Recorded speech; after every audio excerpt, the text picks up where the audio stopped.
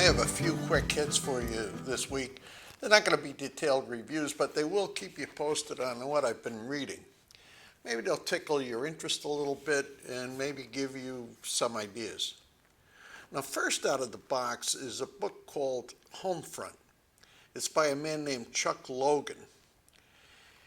I'd call this one a thriller.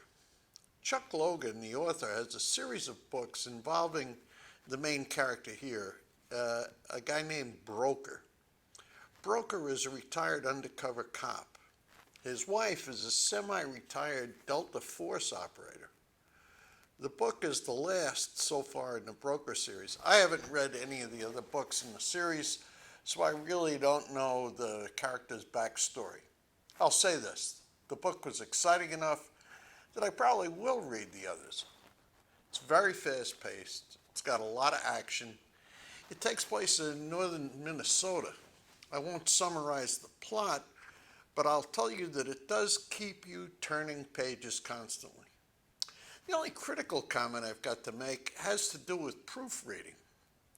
Everything I read is and has been for a number of years digital. I don't buy physical books.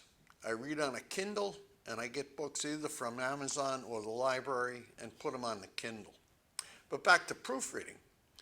I think that publishers don't proof their digital copies. They're relying on autocorrect on their computers to handle everything, and I can tell when the autocorrect gets things wrong. Now look, it isn't terribly horrible, but it does bug the snot out of me. Come on, publishers. What does it cost to get a real human being to proofread your digital editions? In any event, Homefront is a pretty good thriller. Next up is Invisible Prey by one of my favorite guys, John Sanford. What happened was that I couldn't find a listen-to book on the library that I wanted, so I went for this one even though I'd actually read it before. Why bother doing that? Well, the fact is that I've read everything that John Sanford has written, and I enjoy all his books. Some more than others. So even though I've read it before, I know it's going to be good. Plus, I've got no memory for the plots in these kind of books, so it's still sort of new. Now, John Sanford has 3 main series. This is in the first one. This series centers on a Minnesota cop named Lucas Davenport. The books are all mysteries, and they may be what you'd call police procedurals with a fair amount of action thrown in.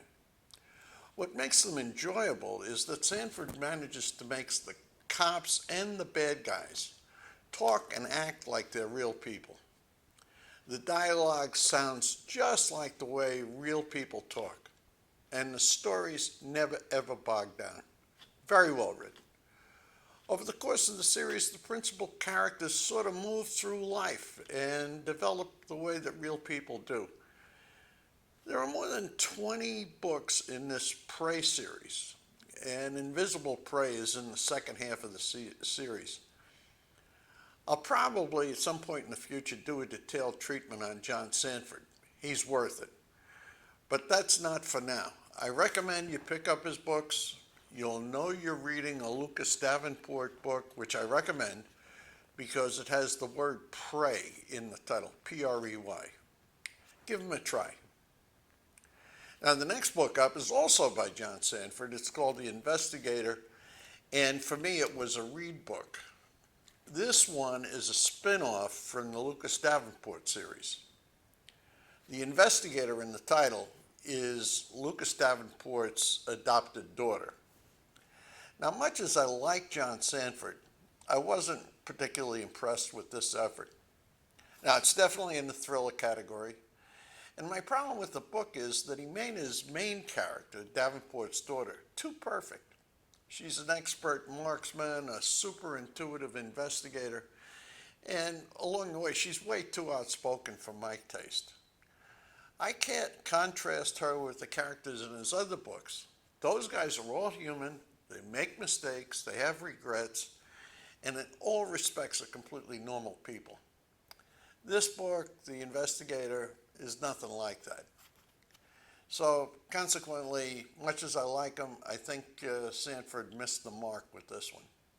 But sometime in the future, a more detailed look at John Sanford.